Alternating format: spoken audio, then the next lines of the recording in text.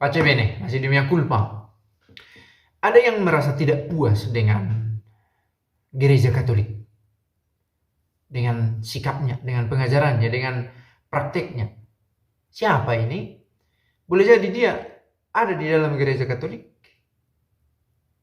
atau dia ada di luar gereja Katolik, bukan anggota gereja Katolik. Oke, itu yang pertama. Yang kedua, pertanyaannya, tidak baikkah rupanya kalau ada orang yang tidak suka dengan gereja Katolik? Tidak baikkah itu? Oh, bukan. Justru penting, perlu, supaya gereja tetap terjaga. Perlu itu. Nah, kita bersyukur bahwa ada juga yang memerhatikan gereja Katolik sebagai institusi dari luar dirinya, yang memberi kritik. Ini perlu, ini tidak perlu, ini kalian melenceng, ini harus diteruskan. Nah, juga dari dalam orang Katolik sendiri memiliki autokritik, itu perlu, penting. Tetapi bagaimana menyatakan kritik ini? Untuk membangun atau untuk mendiskreditkan.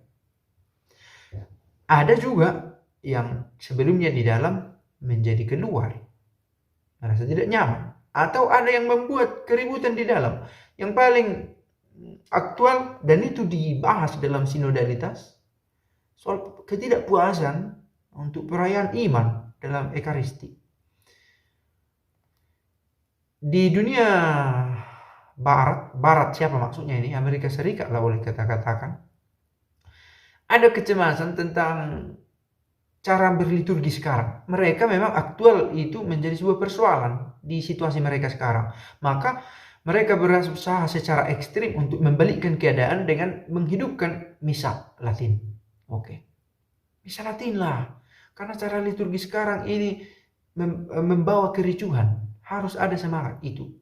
Tetapi semangat ini harus diuji. Nah, itu dari gereja Barat dalam arti gereja Amerika Serikat atau Eropa kebanyakan. Tetapi ada gereja Katolik di sisi lain, di bagian lain, yang membawa keresahan dari sudut pandang yang berbeda. Salah satunya dari kelompok yang memakai ritus Maronit. Gereja Katolik itu terasa membosankan karena hanya imam. Mereka memakai ritus yang sangat tradisional, yang sangat antik.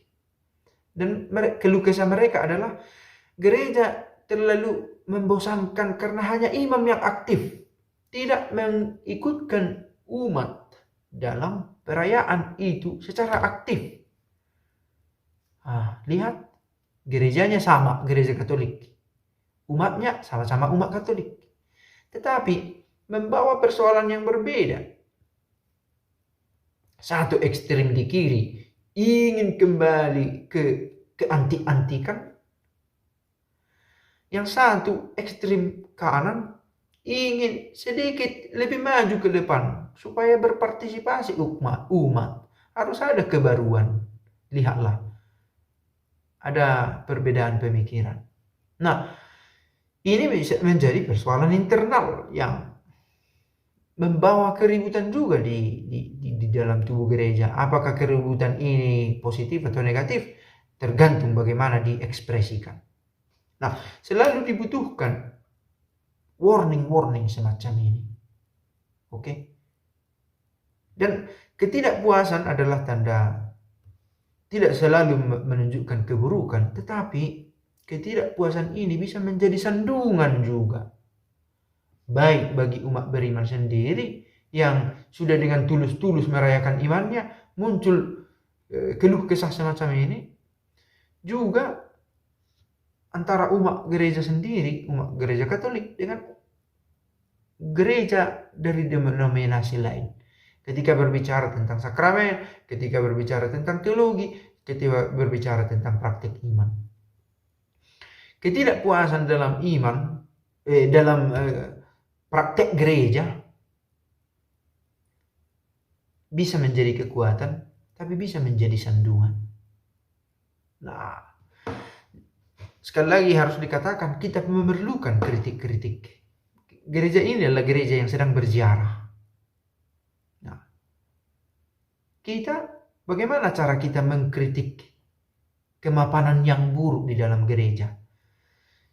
Setiap gereja punya persoalannya sendiri. Itu juga mau dikatakan. Seperti tadi di gereja Ritus Maronit merasa sangat kering karena hanya imam yang aktif. Di sisi lain, imam terlalu namanya terlalu tidak ada yang baik. Terlalu mengotak-atik liturgi sampai kehilangan sakralitasnya. Beda tempat. Di kampung-kampung beda lagi situasi aktualnya. Nah, perlu ada daya kritis, memberi masukan tetapi yang tidak memecah belah. Yang mendukung orang untuk semakin rajin merawat imannya di dalam gereja. Dan ini sebuah pekerjaan, saya pikir, yang penting dan perlu. Setiap orang kiranya punya keresahan terhadap gerejanya. Keresahan ini sekali lagi dalam sense positif. Apa yang harus saya lakukan? Apa yang harus diperbaiki lagi dalam gereja ini? Karena gereja ini simul justus et peccator sebagaimana dikatakan.